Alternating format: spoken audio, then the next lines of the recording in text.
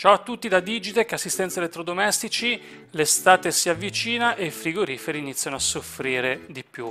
Quindi cosa fare nel caso il vostro frigorifero non dovesse più raffreddare come prima? Prima di contattare il tecnico e buttare via magari 30, 40, 50 euro di uscita per sentirsi dire semplicemente che il frigorifero è da buttare, non è più riparabile perché la parete si è scollata o perché ha perso l'isolamento, vi spiego io come fare. Con i polpastrelli delle dita andiamo a spingere sulla parete per sentire se si è staccata, quindi se si è scollata dal fondo. Ecco, volevo soffermarmi su una cosa, mettiamo un attimo il video in pausa. Allora, ci capita spesso che ci chiamano per chiedere di fare la ricarica del gas al frigorifero.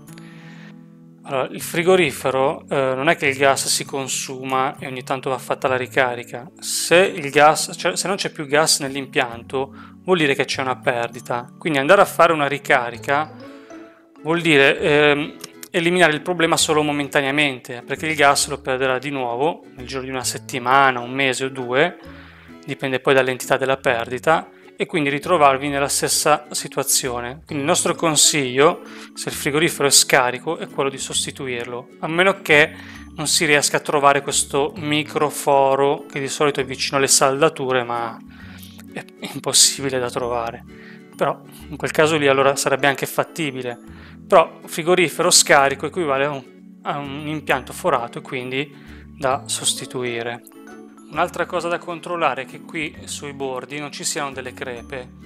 Se per caso vedete delle piccole venature, delle piccole crepe, anche in quel caso lì il frigorifero non è riparabile, perché vuol dire che il frigorifero ha perso l'isolamento. Quindi parete scollata, crepe sui fianchi, equivale a un frigorifero da sostituire. Un'altra cosa da verificare sono le guarnizioni. Questo nel caso si dovesse formare molta brina all'interno del frigo, quindi verificate che le guarnizioni non siano tagliate. Niente, per favore ricordatevi di cliccare mi piace, così da darci la possibilità di realizzare nuovi video.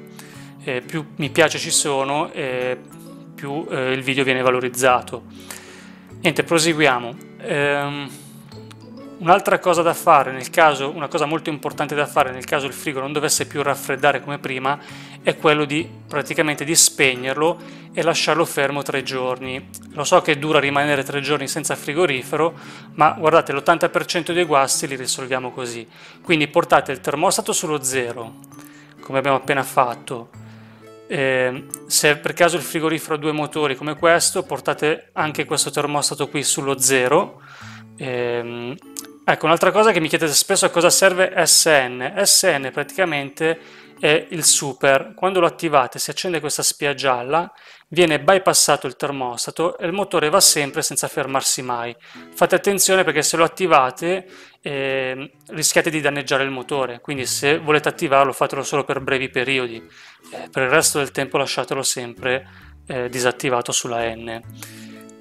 Quindi poi una volta spento il frigorifero estraete tutti i cassetti e lo lasciate così con le porte aperte 3 giorni fermo.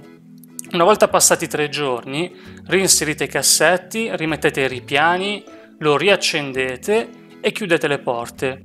Fate passare una giornata intera e a quel punto potete aprire la porta per vedere se funziona. Se dovesse funzionare ricordatevi di non andare a fare subito la spesa e ingolfarlo di alimenti, ma mettete poche cose alla volta piano piano. Con questo è tutto, ricordatevi di cliccare mi piace e alla prossima, ciao ciao!